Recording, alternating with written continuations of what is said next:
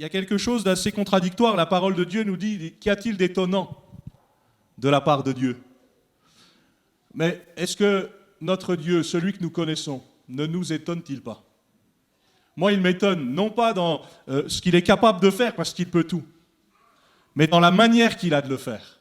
Pourquoi? Parce qu'on peut bien souvent témoigner et dire « mais moi, je n'aurais pas fait comme ça. Moi, je n'aurais pas utilisé ces moyens-là. » Peut-être de dire, parce que peut-être c'est des mots qui résonnent dans ton cœur, dans ta vie, il n'y a plus d'espoir, il n'y a plus d'espérance. Peut-être de dire « mais même en Dieu, est-ce que je peux encore espérer même en mon Dieu ?» Et ce matin, moi j'ai envie de te dire que oui. Parce que, comme Abraham a pu le vivre, espérant contre toute espérance, il crut. Et lui à qui avait été fait la promesse, bientôt, tu seras père. Alors lui, il voyait le temps passer, il voyait les âges. Nous, c'est un peu plus difficile d'en parler parce que, presque 100 ans. Alors à part ta maman, Raphaël, voilà, on n'est pas encore dans ce cadre-là. Hein. Mais là aussi, le Seigneur sait ce qu'il fait. Le Seigneur, lui, il a un timing qui n'est pas notre timing à nous. Pourquoi? Parce que personne ici ne maîtrise le temps. Lui, il est hors du temps. Il est au contrôle de tout. Et je voudrais dire ce matin, laisse-le faire ce qu'il a prévu de faire. Surtout pas d'essayer, si vous me permettez de le dire comme ça, mais de l'aider dans son plan, qui est un plan parfait. Il utilisera ce qu'il faut, quand il faut, où il faut, et les personnes qu'il faut, même celles auxquelles je n'aurais pas pensé. Et peut-être de dire, Seigneur, même si la promesse tarde, je veux l'attendre, parce que la promesse, elle vient de toi. Si c'est sur ta parole, alors la parole, elle va s'accomplir. C'est là aussi où on voit la différence entre une parole qui vient de Dieu et une parole qui ne vient pas de Dieu. Parce qu'une parole qui vient de Dieu s'accomplit toujours. Une parole qui ne vient pas de Dieu, il y en a, ils se sont bercés d'illusions, ils attendent encore, il n'y a rien qui se passe, il y a même des fois tout le contraire qui se passe. Mais c'est là où j'ai besoin de sa paix, j'ai besoin de son amour, j'ai besoin de sa grâce, j'ai besoin de son assurance. Je ne sais pas si vous avez une bonne assurance. Je ne sais pas si certains d'entre vous ont une assurance vie. Ce que je sais à peu près, c'est que pour tous ceux qui ont des assurances ici, ça n'a fait qu'augmenter. Comme pour tout. Mais où est placée notre vraie assurance? Où est placée notre vraie confiance? Est-ce que ma confiance est placée seulement quand Dieu me donne? Je peux être un peu, comme la Bible nous dit, comme la sangsue. La sangsue, elle a deux noms. Donne, donne. Mais qu'est-ce que moi je donne à Dieu? Qu'est-ce que je lui laisse comme temps? Qu'est-ce que je lui donne pour qu'il puisse agir? Je vous ai déjà raconté cette histoire de ce pasteur qui voulait progresser dans son ministère, il faisait un peu le bilan et il se disait qu'il y a des choses qui n'allaient pas. Alors vous me direz, si moi je fais le bilan, il y aura des choses qui ne vont pas non plus. Si vous faites un bilan, il y aura aussi des choses qui ne vont pas. Mais il disait, qu'est-ce qui serait la clé pour que ça progresse? Et c'était sa prière. Et instinctivement, il a tapé avec sa main sur sa poche. Et dans sa poche, il y avait une clé. Il a pris cette clé. À l'instant où il a vu cette clé, il savait ce qui clochait dans sa vie. Et en fait, le Seigneur lui a montré, lui a dit, mais si ce que représente cette clé, tu ne me le donnes pas, tu ne pourras pas progresser dans ta vie spirituelle ou dans ton ministère. Et lui, il savait exactement ce que c'était. Je ne peux pas vous le révéler, je ne le sais pas. Ça, c'est dans son histoire. Mais lui, il a dit, moi, je sais ce que c'est. Ce que je t'ai peut-être jamais confié, ce que je t'ai peut-être jamais donné. Mais là, j'ai compris, je te le donne. Même ce domaine-là de ma vie, je te le donne. Comme je vous dis, je ne peux pas vous en dire plus, je ne sais pas de quoi il parlait. Ce qui est certain, c'est qu'au moment où il a dit « même ça, je te le donne », et que, permettez-moi de le dire, il lui a vraiment donné, son ministère a grandi. Et dans nos vies, c'est la même chose. Moi, je ne sais pas qu'est-ce qui bloque. Je ne sais pas qu'est-ce qui pourrait verrouiller. Parfois, le Seigneur empêche certaines choses, heureusement qu'il le fait. Heureusement que des fois, le Seigneur nous empêche de prendre tel chemin ou tel autre, parce que ce serait la catastrophe. Vous savez, les Hébreux, quand ils sont sortis d'Égypte, très rapidement, ils auraient pu atteindre la terre promise. C'était pas si compliqué que ça.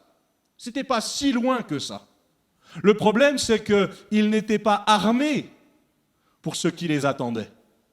Et le désert leur a appris quoi? La dépendance totale à Dieu. Frères et sœurs, est-ce que je dépends totalement de Dieu? Ou est-ce que parfois je m'appuie encore sur mes propres forces, sur mes propres envies, ou je m'appuie sur toute autre chose? Un peu, là aussi, j'ai l'impression de radoter, mais cette dame qui venait, elle demandait la prière pour une guérison, mais d'un autre côté, aussitôt qu'on avait prié pour elle, on avait fait l'imposition des mains, même plusieurs fois, aussitôt, elle retournait à sa place et elle allait voir tous les médecins d'église pour dire « Faites-moi une ordonnance pour ça, faites-moi une ordonnance pour ça, faites-moi une ordonnance pour ça. » Alors un jour, on lui a dit « Mais tu demandes la guérison, mais d'un autre côté, tu veux encore tous tes traitements. » Et je ne suis pas en train de vous dire ce matin, loin de moi cette pensée-là, d'arrêter tous vos traitements, parce que ce ne serait pas du tout normal. Par contre, cette dame, elle mettait une partie de foi à Dieu, puis l'autre partie en la médecine. Ce qu'il a fallu qu'elle fasse, c'est qu'elle dise « Seigneur, puisque je t'ai confié le problème, je te le laisse. » À partir du moment où elle l'a fait, elle a été totalement guérie. Mais c'est parce que c'est le Seigneur qui l'a fait. Le Seigneur, il est le maître des temps, là encore, et des circonstances. Alors je voudrais un peu continuer sur le même thème que la semaine dernière. Dieu qui dit à chacun d'entre nous, mais si tu me cherches, tu vas me trouver, mais dans le bon sens. Si tu continues de me chercher, tu vas trouver les réponses. Pas les réponses que tu veux entendre, mais que tu dois entendre. Pas nécessairement ce que je veux, mais ce que toi tu veux. Et je vous donne un exemple que vous connaissez tous. Jésus, dans le jardin de Gethsémani. Jésus qui est quand même l'envoyé du Père. Il va dire dans sa prière, « Si c'était possible que cette coupe de souffrance, elle s'éloigne de moi. » On peut entendre, hein? La souffrance était tellement forte que ce qui coulait de son front, ce n'était pas seulement de la sueur, c'était des grumeaux de sang. Tellement le stress était énorme. Et puis, il va terminer sa prière, vous la connaissez, toutefois, non pas ce que je veux, mais ce que toi tu veux. Il s'est totalement soumis à la volonté de son Père. Et peut-être que ce matin, quelqu'un a besoin de sortir de ce lieu ou d'être dans ce lieu en disant « Mais non pas ce que moi je voudrais, mais ce que toi t'as prévu. » Parce que l'homme fait des projets. Qui ne fait pas de projet ici? Mais ce qui réussit, c'est ce que Dieu a prévu. Je peux faire plein de projets, d'ailleurs la Bible ne nous interdit pas ça. Mais par contre, ce qui est certain, c'est que ce qui va s'accomplir, c'est seulement ce que Dieu veut. Pas ce que moi je veux. On a envoyé cette semaine la demande pour Yann, parce que son rêve, bien sûr, c'est d'être footballeur professionnel. Il aimerait tellement intégrer le centre de formation de Troyes. Et quand il voit le parcours de Mathis, il dit bah, « Tu vois, papa, on peut faire comme ça, on peut faire comme ça. » Et on a envoyé ça. Mais ça, c'est notre rôle. On a fait notre partie. Le reste, c'est dans les mains de Dieu. Et puis, je rajouterais, il y a aussi la part de Yann. Parce que nous, on va faire ce qu'on peut, en tant que parents. Mais lui, il va falloir aussi qu'il fasse ce qu'il faut. Parce que des fois, vous savez, frères et sœurs, je demande quelque chose au Seigneur, mais mon terrain n'est pas prêt. Vous connaissez la parabole du semeur? Le semeur qui va semer dans les différents terrains, la parole qui va aller dans les différents terrains, et puis certains terrains vont croître comme il faut, d'autres ne vont pas croître, et certains vont croître, mais de la mauvaise manière. Dans quel état est mon cœur ce matin? Dans quel état est mon terrain? Comment, frères et sœurs, nous recevons la parole de Dieu? Comment je perçois la parole de Dieu? Quel est l'état de mon cœur? Dieu va envoyer sa parole. La Bible dit, il envoya sa parole et il les guérit. La parole du Seigneur, elle est toujours juste. Mais par contre, comment je perçois? Comment je perçois cette parole? Comment je reçois cette parole? Parce que finalement, Dieu sait exactement ce qu'il y a dans mon cœur. Dieu sait exactement quels sont mes besoins. La question, c'est quel terrain je lui laisse. Vous savez, parfois, je peux lui dire mon terrain, il vaut rien, mon terrain, il vaut plus rien, on ne peut plus rien en faire, il n'y a plus grand-chose à faire avec ce terrain-là, et ce sera peut-être vrai. Mais ce n'est pas ça le problème. C'est que même avec un terrain qui ne vaut plus rien, Dieu peut en faire de grandes choses. Il est tout-puissant. Il nous a créés à partir de quoi? De la poussière. Mais par contre, ma partie, c'est Seigneur, est-ce que je t'ai vraiment laissé ce terrain-là? Est-ce que même ce domaine-là de ma vie, je te l'ai laissé? Est-ce que je peux dire, je l'ai abandonné entre tes mains pour te laisser faire ce que tu as prévu de faire? Prenez avec moi un premier texte ensemble dans Psaume chapitre 25.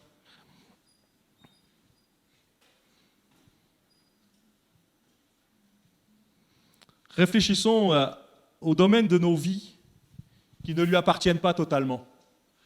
Réfléchissons à nos paroles et puis à nos actes. Seigneur, je te donne tout. Seigneur, je t'ai tout donné. Mais est-ce que c'est vrai? Est-ce qu'on lui a vraiment tout donné? Est-ce qu'on lui a vraiment tout confié? Ou est-ce que parfois, je peux lui dire, Seigneur, viens dans ma barque, mais de temps en temps, laisse-moi quand même la conduire. Parfois, ça peut nous arriver. Hein. Psaume 25, verset 20. Ça va être aussi affiché ici. Psaume 25, verset 20, nous dit tout simplement « Garde mon âme et sauve-moi, que je ne sois pas confus quand je cherche auprès de toi mon refuge. » Garde mon âme, sauve-moi.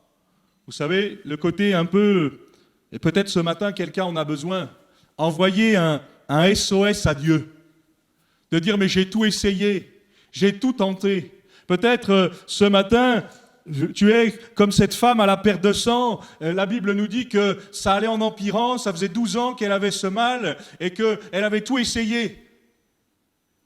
Et quand elle a entendu parler du Seigneur Jésus, eh bien sa réflexion a été celle-ci, si je peux seulement toucher le bord de son vêtement, je serai guérie.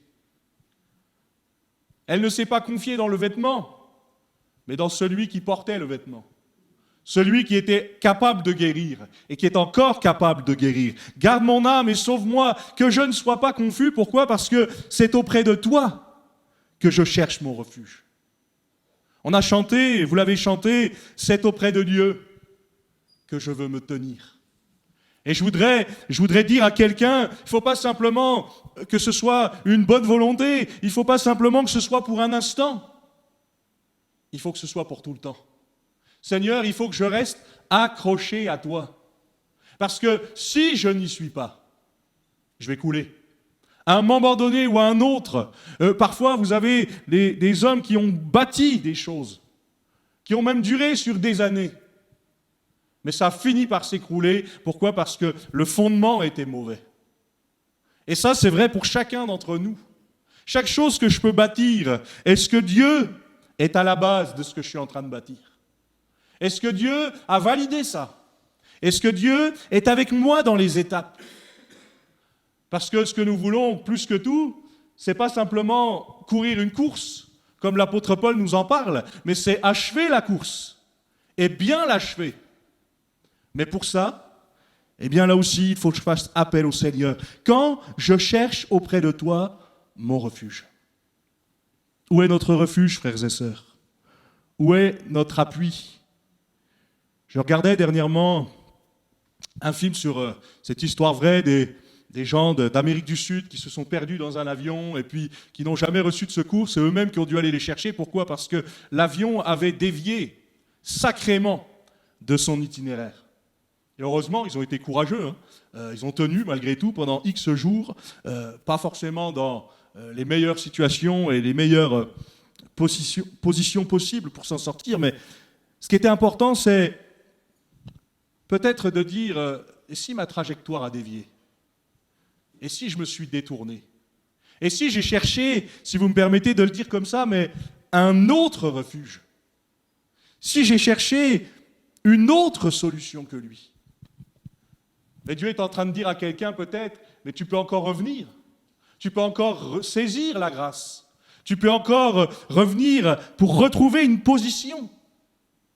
On parle souvent du fils prodigue. Le fils prodigue, moi, je ne sais pas combien de kilomètres il a fait pour s'éloigner de ses parents, mais il a tout dilapidé. Mais ce qui est sûr, c'est qu'il a pris la route pour retrouver la route, il n'y a pas eu de souci. Il a fini par revenir à la maison. Et c'est pour ça que la Bible nous dit aussi que Dieu a mis dans le cœur de l'homme quoi? La pensée de l'éternité. Parce que même quelqu'un qui dirait « moi, je ne suis pas croyant, je ne crois en rien, ou je ne crois que ce que je vois », eh bien, à un moment donné, il va quand même se poser la question de l'existence de Dieu. Et heureusement, quelque part. Pourquoi? Parce que, là aussi, Dieu veut nous conduire et nous diriger. Un jour, mon meilleur ami, on faisait de l'évangélisation, et on discutait avec un marchand, et l'homme de nous dire, je ne crois que ce que je vois. Et lui, il lui a répondu quoi? Il lui a dit, et ton cerveau, tu l'as déjà vu? Pourtant, tu lui fais quand même beaucoup confiance. Il y a plein de choses qu'on ne voit pas, il y a plein de choses qu'on ne maîtrise pas. On fait confiance. Moi, quand je vois, rien ne serait-ce que la lumière, hein, moi j'y connais rien, bon j'ai la chance d'avoir...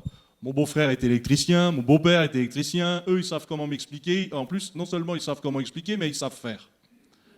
Il y a plein de choses que je ne maîtrise pas, même dans la parole de Dieu. C'est là aussi où je mets en pratique ma foi. Quand je cherche auprès de toi mon refuge. Je voudrais nous poser la question ce matin, est-ce que je suis là où Dieu me veut? Est-ce que je suis sur le chemin que Dieu veut que je prenne? Ou est-ce que parfois, je suis sur une mauvaise voie et je dois changer de voie? Si je continue la lecture de ce psaume,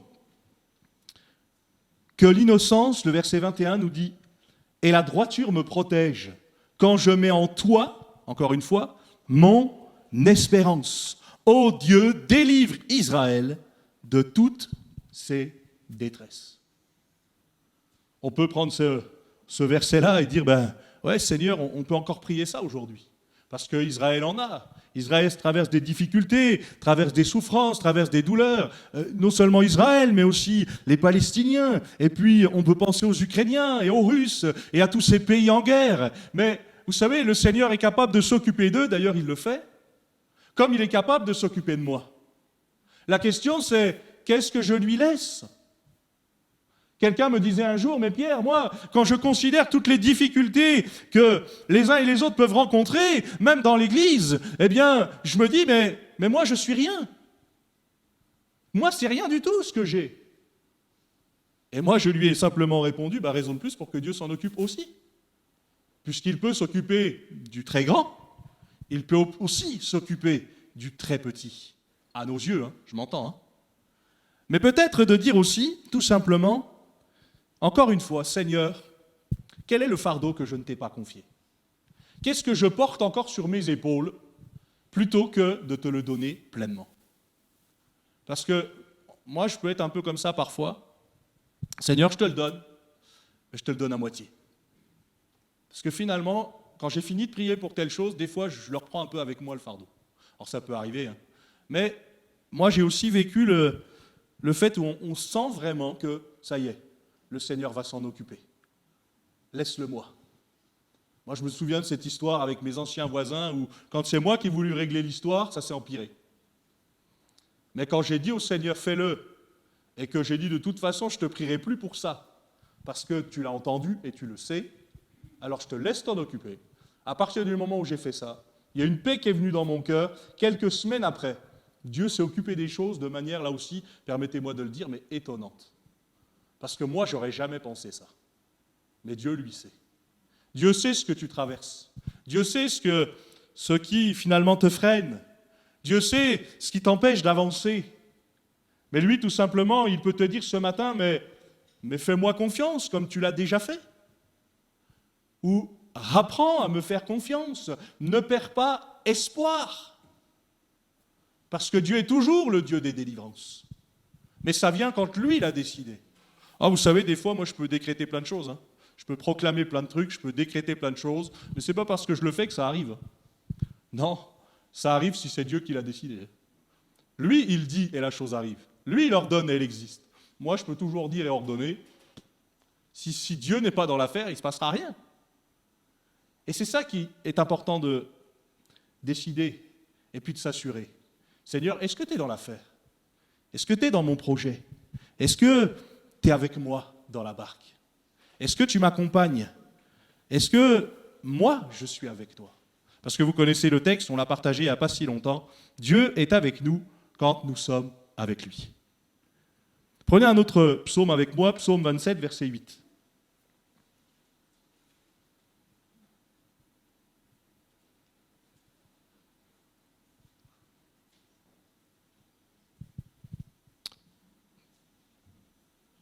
Psaume 27, verset 8. Mon cœur dit de ta part, cherchez ma face. Je cherche ta face, ô Éternel. Ne me cache point ta face. Ne repousse pas avec colère ton serviteur. Tu es mon secours, ne me laisse pas, ne m'abandonne pas, Dieu de mon salut. Car mon père et ma mère m'abandonnent, mais l'Éternel me recueillera. Amen.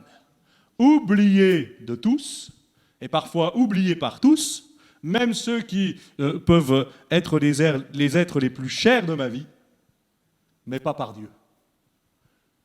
Je peux, c'est vrai, être comme un anonyme, mais pas par Dieu. Parce que Dieu me connaît, parce que Dieu sait. Une fois, nous sommes allés faire un repas avec des amis, et puis deux grandes amies à nous s'installent en face de nous pour manger. Et puis je regarde cette amie et je lui dis « Oh toi, il y a quelque chose qui ne va pas ». Et elle était en train de sourire, elle était en train de rigoler, et elle s'est effondrée en larmes. Et elle m'a raconté un peu ce qu'elle traversait. Et puis elle me dit « Tu sais Pierre, ce qui est surprenant, c'est que avant de venir manger avec vous, je discutais avec cette amie qui était à côté de moi. Mais elle n'a rien remarqué du tout. Pourtant, elle me connaît bien. Elle me connaît même depuis plus longtemps que toi. » Je lui dis « Oui, mais ça dépend de l'importance qu'on donne à la personne et ça dépend aussi de la sensibilité qu'on peut avoir. Je voudrais vraiment que nous puissions dire « Seigneur, donne-moi de ne pas oublier le prochain qui est à côté de moi. » Vous connaissez cette parabole, cette histoire de cet homme qui, avec ce bon Samaritain, moi j'aime à me le rappeler, le Samaritain, il n'avait rien de bon de plus que nous. Il a fait preuve de bonté. Pourquoi ? Parce que quand lui est passé sur ce chemin où d'autres étaient passés avant, lui, plutôt que de détourner le regard, eh bien il s'est penché vers la situation. Il a fait ce qu'il a pu. C'est exactement ce que le Seigneur nous demande de faire. Comme disait quelqu'un, on ne peut pas aider, on ne peut pas pourvoir à toute la misère du monde. Non, mais chacun peut y faire sa part. Seigneur, donne-moi de ne pas être sourd aux cris du malheureux. Donne-moi de ne pas être aveugle aux besoins de ceux et celles qui sont autour de moi. Et peut-être de dire aussi, soyons reconnaissants pour ceux qui, un jour, se sont penchés sur notre cas. On n'était peut-être pas en état, on ne sentait peut-être pas très bon, on n'était peut-être pas très recommandable. Mais merci Seigneur, un jour quelqu'un est venu et nous a parlé de lui. Merci Seigneur, ils ne se sont pas arrêtés à simplement ce qu'ils voyaient, mais à ce qu'on pouvait devenir. Moi, je me souviens de quelques-uns, des uns et des autres qui rentraient dans les églises. Quand on les a vus rentrer, c'était des loques, ils étaient perdus, ils étaient paumés. Et puis, on aurait pu dire, on va essayer de les aider, même du côté matériel, ce qu'on a un peu fait, mais ils avaient surtout besoin du salut. Et on a vu des hommes, des femmes complètement transformés, alors qu'ils avaient été complètement détruits par la vie. Et ça a pu être ton cas. Moi, je connais la plupart de vos histoires. Je pense à toi, Lucille. Moi, je ne sais pas si vous connaissez son histoire, mais pour ceux qui ne la connaissent pas, un jour, allez la voir et demandez-lui qu'elle vous raconte son témoignage. Elle ne vous racontera peut-être pas tout dans le détail, mais le Seigneur lui a fait grâce. Hein. Le Seigneur lui a fait grâce depuis des années. Aujourd'hui, il y a encore les soucis de santé, certes, et on prie pour que le Seigneur fasse son œuvre. Mais c'est une miraculée de la part de Dieu. Et ça, on peut multiplier les témoignages. Vous pourriez prendre ce même micro et dire, mais moi aussi, voilà ce que j'étais. Ça, c'est ce qui doit nous donner de l'espérance. Pourquoi ? Parce que, oui, nous étions comme ça. Mais le Seigneur est venu, et du rien que nous étions, que nous pensions être, eh bien, le Seigneur nous a relevés, nous a restaurés, nous a rendu notre dignité. Mais encore une fois, il nous est arrivé des choses avec le Seigneur. Pourquoi ? Parce qu'on l'a laissé faire. Le Seigneur ne forcera jamais la porte d'un cœur. Jamais. Mais si mon cœur est ouvert, alors il peut faire quelque chose. Si quelqu'un osait me dire, mais moi, tu vois Pierre, je n'ai pas besoin du Seigneur. Ben, si quelqu'un me disait ça, tu en as sûrement plus besoin que tu ne le crois. Parce qu'on en a tous besoin. La question n'est pas là. La question est, est-ce que je vais le laisser faire ce qu'il a prévu de faire ? On lit dans le texte, cherchez ma face, cherchez la volonté de Dieu. Et puis, chercher aussi la confirmation de sa volonté. On trouve ces confirmations. Alors, Dieu parle tantôt d'une manière, tantôt d'une autre, c'est vrai, mais il parle surtout par sa parole. Et comme on le dit souvent, je ne peux pas prendre sa parole non seulement à la légère, mais je ne peux pas la prendre au hasard non plus. Je ne vais pas prendre un texte qui m'arrange en disant ça c'est pour moi, c'est le Seigneur qui me parle, ça ce texte-là il me dérange un peu plus, ça c'est pas le Seigneur qui me parle. Ça ne marche pas comme ça, c'est pas magique. Mais par contre, le Seigneur met sur nos cœurs des choses. Le Seigneur parfois nous fait rencontrer des hommes, des femmes, ils vont nous donner une parole. Moi j'ai des exemples très précis me concernant où le Seigneur a utilisé des gens qui n'étaient pas du tout croyants. Et qui m'ont dit une parole, mais au moment où ils m'ont dit cette parole, je savais que c'était une parole de Dieu. Eux ne le savaient pas, et d'ailleurs ils ne le savent toujours pas. Mais moi j'ai compris. Parce qu'en fait, il ne faut pas simplement dire Seigneur, parle-moi. Il faut que mon terrain soit prêt pour qu'il me parle. Il ne faut pas simplement, comme je le disais tout à l'heure, dire Seigneur, fais quelque chose dans ma vie. Il faut que je sois prêt à recevoir cette chose-là. La foi, c'est croire sans voir, d'accord. Mais je dois quand même m'attendre à recevoir. Je dois quand même être prêt. Si ce que je demande, je ne suis pas capable de le recevoir, c'est peut-être pas la peine. Vous savez, quand on achète des nouveaux meubles, qu'est-ce qu'on fait? On regarde les dimensions. Parce que si vous prenez n'importe quel meuble sans regarder les dimensions, si vous prenez quelque chose de tout petit, ça rentrera peut-être chez vous. Mais si vous prenez quelque chose de trop grand, ça n'ira sûrement pas. D'où l'importance aussi de savoir où j'en suis. Seigneur, voilà ce que moi je te demande. Mais qu'est-ce que toi tu veux? Qu'est-ce que toi tu voudrais? Mon père ou ma mère peuvent m'abandonner, mais toi, tu vas me recueillir. Je pensais être compris, je pensais être accepté, je pensais trouver du secours dans tel ou tel domaine, dans telle ou telle personne, mais j'étais tellement déçu. Mais pas par toi, Seigneur. Pas par toi. Parce que toi, non seulement tu me recueilles, mais tu sais. Moi, j'aime ce texte du Seigneur qui entend même la voix de mes larmes. Pourquoi? Parce qu'il me comprend, parce qu'il me connaît, parce qu'il sait ce que j'ai besoin de recevoir. Je cherche en toi mon refuge, je vous les lis rapidement parce que ce serait trop long sinon. Le psaume 31, verset 2, Éternel, je cherche en toi mon refuge, que jamais je ne sois confondu. Vous savez, vous pourrez prendre la parole de Dieu en disant, c'est une option. Une option parmi tant d'autres, de faire confiance au Seigneur, de ne pas lui faire confiance au Seigneur. Oh, il y a peut-être plus facile, apparemment. Et je prends un exemple. Abraham reçoit la promesse, tu auras un fils. Il ne voit rien arriver. Alors, qu'est-ce qu'ils font? Il y a Sarah, mais il y a aussi Agar. Peut-être que le Seigneur veut utiliser ça. Jamais vous n'entendez Abraham demander au Seigneur, montre-moi si je dois utiliser Agar pour avoir le fils de la promesse. Non, là il y a le côté humain qui parle, et résultat, il y a des catastrophes derrière. Ça montre que, un peu comme David, qui avait cette habitude, David, l'homme selon le cœur de Dieu, avant d'aller combattre, il avait cette habitude de dire, Seigneur, est-ce que je dois aller combattre? Est-ce que je dois y aller? Est-ce que je ne dois pas y aller? Et à chaque fois qu'il demandait, le Seigneur lui montrait, et même il lui montrait comment faire pour remporter des victoires. Mais on peut remarquer aussi que quand David ne demandait pas, qu'est-ce qui se passait? Catastrophe. Parce que c'était David, vous croyez? Non. Parce que c'était l'humain. Comme nous. Quand je demande au Seigneur, je ne dois pas simplement lui demander, je dois écouter ce qu'il me dit et faire ce qu'il me dit. Parce que si je fais que l'écouter, mais que je ne fais pas ce qu'il me dit, il y aura la catastrophe. Et parfois, vous savez quoi? Je sais déjà ce que je dois faire ou pas faire. Mais je ne le fais pas pour autant. Parce qu'on peut avoir de la bonne volonté. Le fils prodigue dira dans son cœur, je me lèverai et j'irai vers mon père et je lui dirai, j'ai péché contre le ciel et contre toi, traite-moi comme l'un de tes mercenaires. Et qu'est-ce qu'il va faire? Il va se lever, il va aller et il va prononcer ces paroles. Il ne va pas se contenter d'avoir de bonnes dispositions, il va mettre en pratique ce qu'il a dans son cœur. Et ça, c'est ce que nous dit la parole de Dieu. Ne vous bornez pas à écouter la parole de Dieu seulement, mais mettez-la aussi en pratique. Parfois, si le Seigneur nous dit non dans un projet, c'est salutaire pour nous. C'est jamais pour nous faire du mal. Dieu veut notre bien. Pourquoi? Parce que lui sait de quoi demain sera fait. Moi, je ne le sais pas. Et peut-être de dire, Seigneur, il faut que tu sois au début d'une construction, mais il faut que tu sois au milieu de la construction, mais il faut aussi que tu sois à la fin de la construction.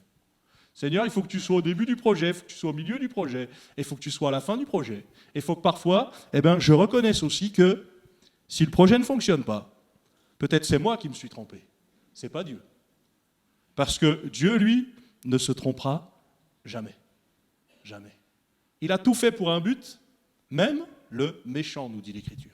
Psaume 34, verset 5. Vous connaissez aussi bien ce texte. Si je vous dis « J'ai cherché l'Éternel », à votre avis, la suite c'est quoi?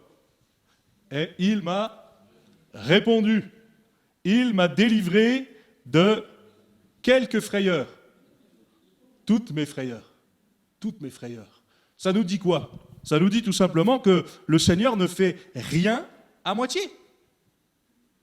Alors c'est vrai que parfois, il faut le reconnaître aussi, on le voit en particulier dans la guérison des aveugles dans les évangiles, parfois le Seigneur n'utilise pas la même méthode. Parfois le Seigneur fait même en plusieurs fois. Je pense à cet homme, il est aveugle, le Seigneur fait son œuvre, et puis je vois comme des hommes, on dirait des arbres.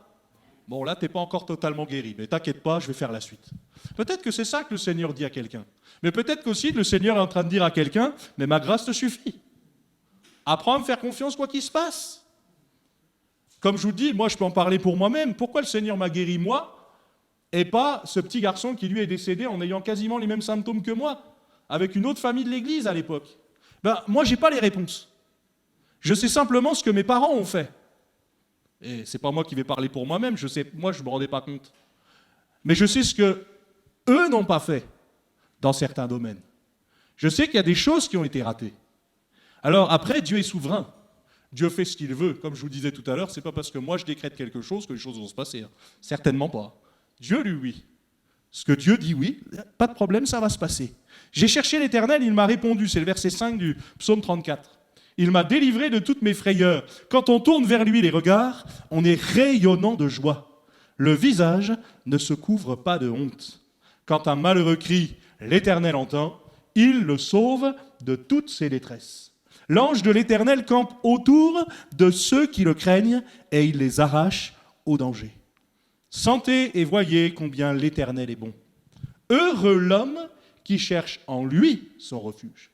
Craignez l'Éternel, vous ses saints, car rien ne manque à ceux qui le craignent.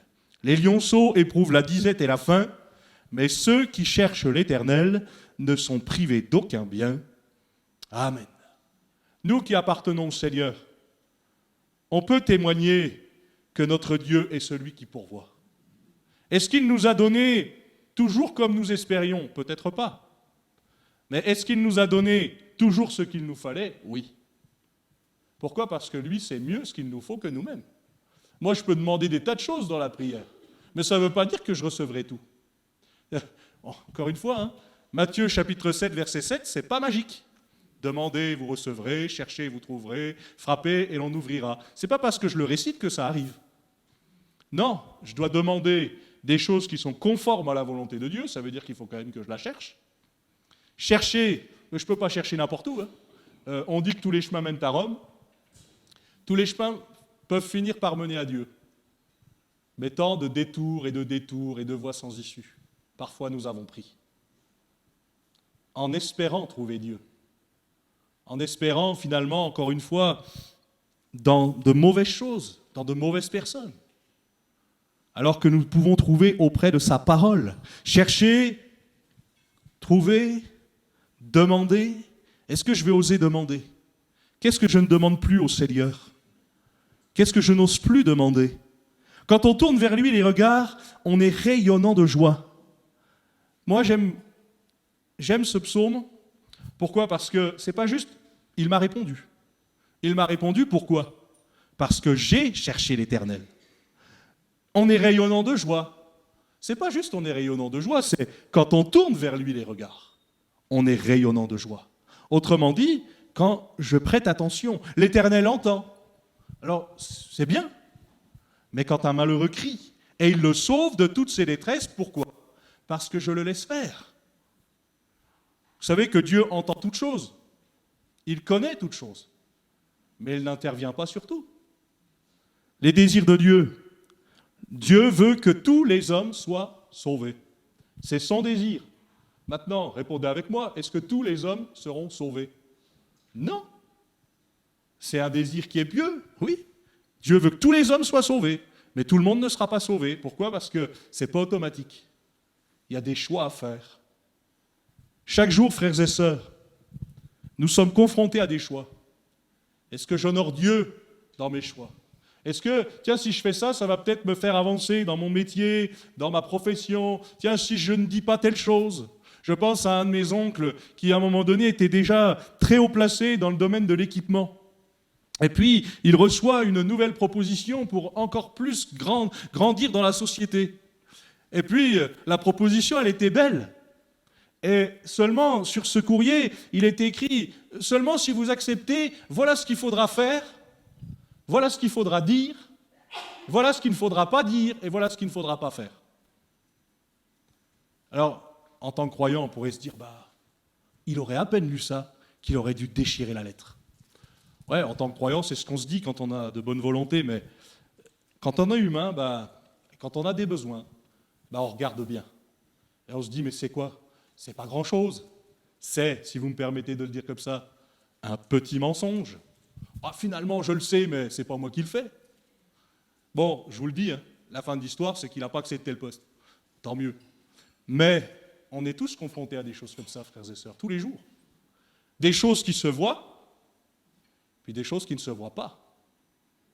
Et je dois, tous les jours, c'est pour ça que la Bible nous enseigne à avoir vraiment ce pain quotidien de la part de Dieu. Parce que tous les jours, je peux être soumis à des pressions. Tous les jours, je peux être soumis à des propositions qui n'honorent pas vraiment Dieu. Regardez l'exemple de Joseph quand vous lisez son histoire. Joseph aurait pu se dire, Seigneur, tu sais quoi, je suis en Égypte. Ma famille ne saura rien de ce qui se passe ici. Je peux faire ce que je veux. Je peux faire ce que je veux pour tricher, je peux faire ce que je veux pour tromper. Personne n'en saura rien. Mais lui, qu'est-ce qu'il voulait plus que tout? Ne pas déshonorer Dieu. Et partout où il est allé, eh bien finalement, il est resté droit. Nous n'avons pas toujours été droits, moi le premier. Mais parfois, il faut savoir dire aussi au Seigneur, pardon, ça c'est une chose, mais de dire au Seigneur, donne-moi de changer les voies. Donne-moi de changer de voie. Parce que peut-être que je peux entendre comme ces quelques paroles, ça a été prononcé pour Caïn, mais le péché se couche à ta porte. Mais toi, domine sur lui. Tu as encore une possibilité de changer de chemin. Mais est-ce que tu vas le faire? Est-ce que tu vas saisir ces choses? Oui, quand un malheureux crie, l'Éternel entend, il le sauve non pas de quelques détresses, mais de toutes ses détresses. L'ange de l'Éternel campe autour de ceux qui le craignent. Le craindre, c'est le profond respect que je dois à Dieu. Plus que tout. Vous savez, certains, se voulant peut-être plus croyants que les croyants, se sont enfermés dans quelques monastères, dans quelques montagnes, en se disant « Ah là, on sera plus proche de Dieu ». Mais ça n'empêche pas les mauvaises pensées, ça n'empêche pas les mauvais gestes, ça n'empêche pas les mauvais actes. Ça n'empêche rien. On se préserve de certaines choses, et encore. Mais ce qui compte surtout, c'est que ce soit Dieu qui mette les limites. Parce que je dois dire aussi que moi, je peux être de bonne volonté. L'esprit, il est bien disposé, peut-être.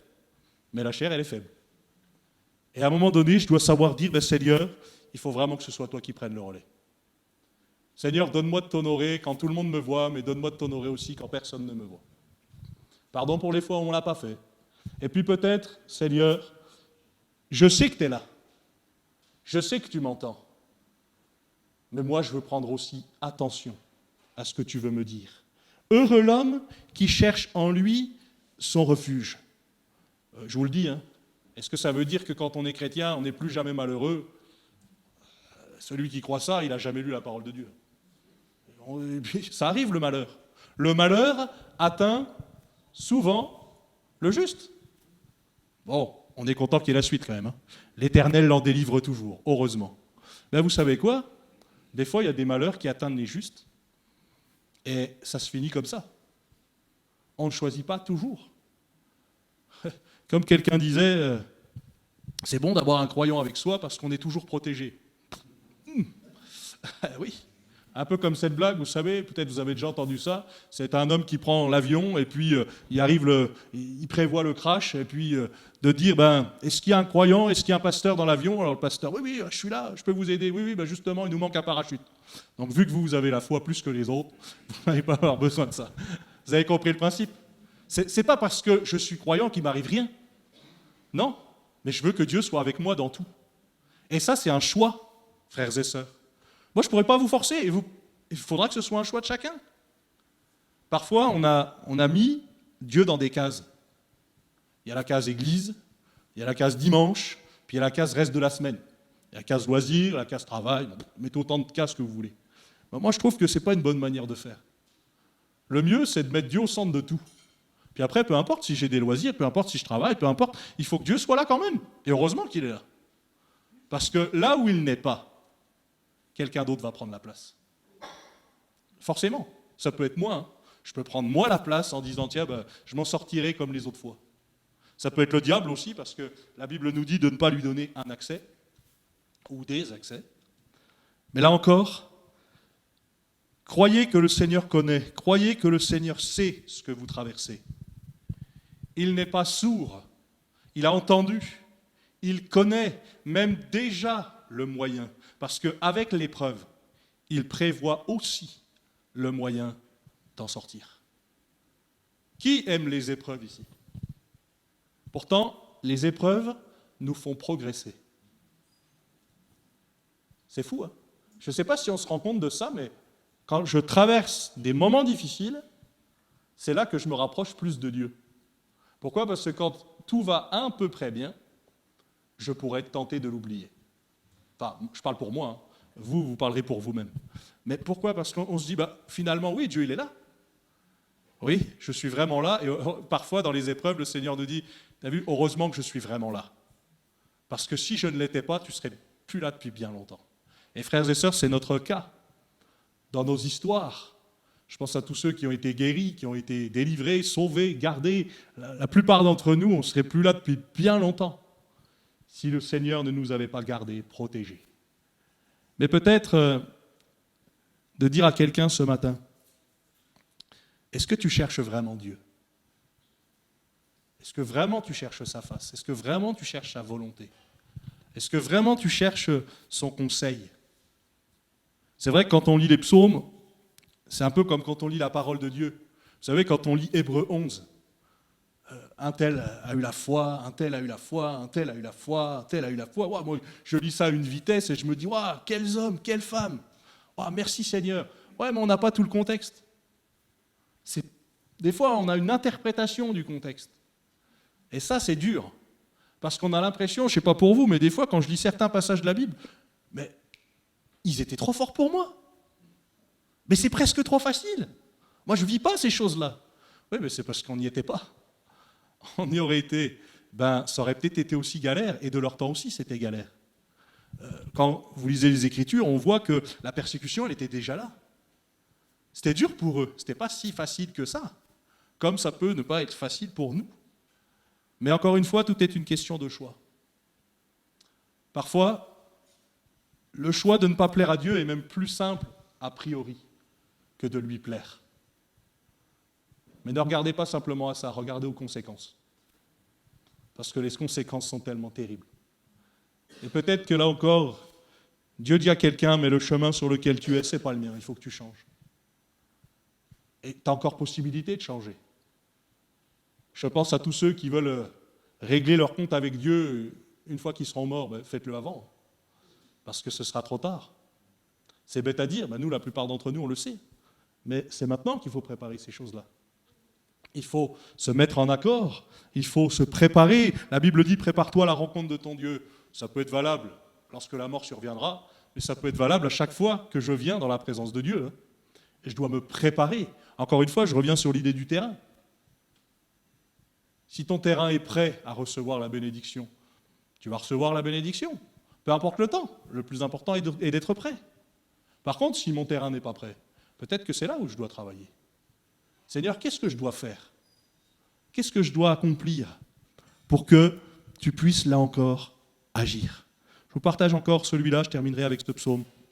Le psaume 57.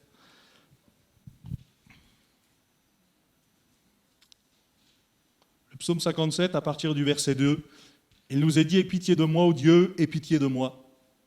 Je ne sais pas si on prie encore comme ça aujourd'hui. « En toi, mon âme cherche un refuge.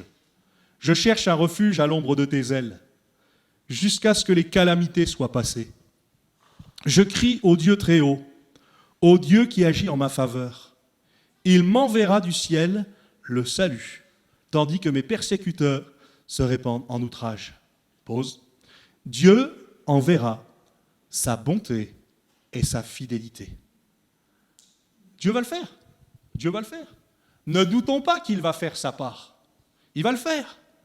La question c'est, qu'est-ce que moi je dois faire? Il est vrai que dans la parole de Dieu, certaines promesses sont faites pour Israël, sont faites pour l'Église, sont faites pour les croyants. Alors des fois, je peux prendre ces choses et puis de me dire, c'est pas forcément nécessairement toujours pour moi, mais gardez le principe. Gardez le principe.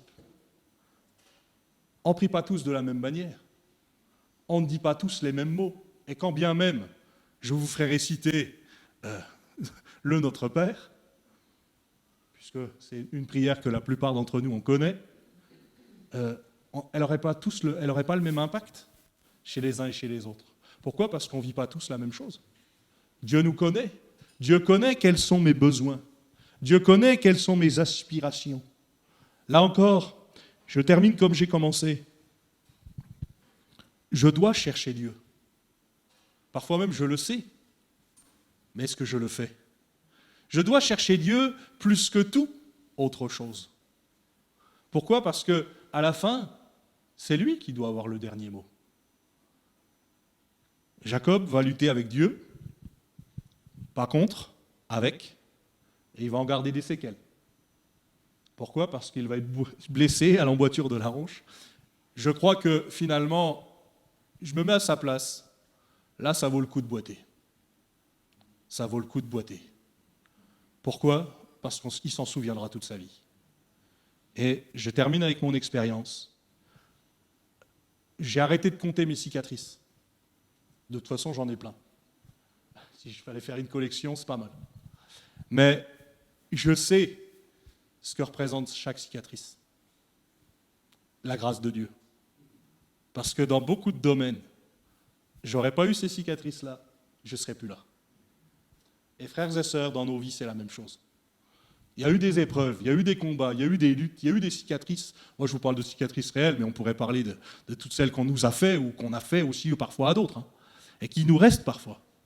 Le plus difficile, c'est quand la cicatrice n'est pas cicatrisée. C'est quand c'est pas bien soigné. Je l'ai vécu une fois, je ne voudrais pas le revivre. Parce qu'ils ont failli me réopérer même là-dessus. Mais là aussi, est-ce que je laisse le soin à Dieu de me guérir? Est-ce que je laisse le soin à Dieu de s'occuper de ma blessure? Parce que lui, il sait ce qu'il faut, comme il faut. L'apôtre Paul dira « oubliant ce qui est en arrière et me portant vers ce qui est en avant ». Ce n'est pas toujours facile. Parce qu'il y a des fois des dossiers d'hier qu'on aimerait ne plus avoir, mais qu'on a quand même. Et peut-être c'est ça qu'il faut s'occuper, de dire « Mais Seigneur, donne-moi de m'occuper de ces dossiers pour que ce ne soit plus qu'un lointain souvenir, mais aussi que ce soit un souvenir de bénédiction. » Oui, c'était une souffrance, mais Dieu l'a changé en bien. Comme cette histoire, vous la connaissez peut-être aussi, de ce paysan qui veut se débarrasser de son âne. Il met son âne au fond du puits, il commence à acheter de la terre dessus, il entend son âne braire pendant X temps, il continue à acheter de la terre, puis en fait, plus il jette de la terre, plus il entend son âne braire. Il dit, mais normalement, ça devrait être fini là. Oui, mais à chaque fois que l'âne il reçoit de la terre, qu'est-ce qu'il fait lui? Il se secoue. Et puis après, il marche sur cette terre qui est censée l'ensevelir. Et finalement, à la fin, l'âne il finit par sortir. Alors comprenez, c'est qu'une image, mais c'est exactement ce qu'on peut faire aussi. Parce que finalement, les soucis, les difficultés, je ne les choisis pas. Je m'en prends des fois des coups, comme nous tous. La question c'est, qu'est-ce que j'en fais? Est-ce que je laisse le soin au Seigneur de les transformer en bénédiction? Joseph dira, vous aviez médité de me faire du mal. Mais Dieu l'a changé en bien. Et il n'est pas en train de parler que de lui. Il parle de l'Égypte, mais il parle de tout le monde qu'on connaissait à l'époque. Pourquoi? Parce qu'il a été une source de bénédiction pour tous les peuples. Et je crois que c'est ça qu'il faut chercher. Seigneur, des luttes et des combats, on en aura encore, mais donne-nous de les traverser avec toi. Donne-nous de les traverser avec ton conseil. Et donne-nous de ne jamais oublier de te parler. Parce que parfois, c'est ça qui nous manque. Je peux être tenté de dire que je m'en sortirai sans lui. Et que Dieu nous garde de ça. Peu importe ce que tu traverses, Dieu le sait, Dieu connaît. Et Dieu veut t'aider, mais il te demande simplement de le laisser faire. Est-ce qu'on peut baisser nos têtes et fermer nos yeux quelques instants? Y a-t-il quelqu'un ce matin, simplement, très rapidement, y a-t-il quelqu'un, t'es comme au fond de ce puits? Sauf que toi, tu n'arrives pas à te secouer, tu n'arrives pas à mettre la poussière et puis tu n'arrives pas à remonter. Y a-t-il quelqu'un, tu es comme en train de couler ce matin? Que, voilà, une main se lève, je n'ai même pas encore demandé, mais Dieu sait ce que vous êtes en train de traverser, Dieu connaît. Moi, je vais prier pour vous, que Dieu te bénisse. Il y a plusieurs, vous êtes dans ce cas-là. Il faut remettre tout à Dieu. Il ne faut rien lâcher. Il ne faut pas lâcher sa main. Au contraire, il faut tenir bon. Parce que lui sait. Est-ce qu'il y a encore quelqu'un, alors que plusieurs ont déjà levé leurs mains, vous connaissez, vous savez ce que vous traversez. Moi, je n'ai pas nécessairement besoin de tout savoir, mais Dieu sait, lui. Que Dieu te bénisse. Plusieurs mains se lèvent. Vous pouvez, ceux et celles qui peut-être ne lèveront pas leurs mains, vous pouvez même sans savoir prier pour ceux qui lèvent leurs mains. Plusieurs lèvent leurs mains. Seigneur, tu vois ces mains qui se lèvent, mais moi, Seigneur, ce que j'ai envie de te dire, c'est que heureusement que parfois on peut lever les mains vers toi, parce que ça veut dire aussi qu'on t'abandonne tout. Seigneur, c'est ce qu'on a besoin de faire encore ce matin. Que vraiment on puisse t'abandonner toute chose. Seigneur, on ne veut pas repartir avec des fardeaux qu'on n'a pas besoin de porter. On ne veut pas repartir avec des choses que tu ne nous demandes pas, Seigneur. Oui, c'est vrai qu'on va repartir peut-être avec nos soucis, avec nos problèmes, parce que ça fait partie de la vie. Mais on saura aussi que toi, tu vas nous aider à les supporter. Je te prie, Seigneur, pour tous ceux et toutes celles qui ont déjà levé leurs mains. Je te prie d'étendre ta main, justement. Une main bénissante, une main agissante, une main qui relève, une main qui restaure, une main qui redonne du courage. Je te prie, Seigneur, pour que dans quelque temps, ils puissent témoigner eux aussi de la grâce que tu vas leur accorder. Parce que c'est vrai, ils vont pouvoir témoigner, on était à bout de souffle. Mais le Seigneur est venu. Il nous a tendu une main secourable. Je te prie pour ceux et celles qui sont à bout, et peut-être qu'ils n'en parlent même pas. Mais Seigneur, là aussi, sois leur soutien, sois leur rocher, sois leur ferme appui. Je te prie d'étendre ta main, Seigneur, de continuer ton œuvre, et donne-nous de vivre ce qu'Abraham a pu vivre, espérer contre toute espérance, parce que tu es le Dieu de l'espérance. Rien ne manque à ceux qui sont à toi. Seigneur, c'est pour ça que nous voulons tourner nos regards vers toi. Merci, Seigneur, de continuer le relèvement que tu as fait chez les uns et chez les autres. Merci de commencer le relèvement, Seigneur, que tu veux faire encore aujourd'hui dans le cœur des uns et des autres.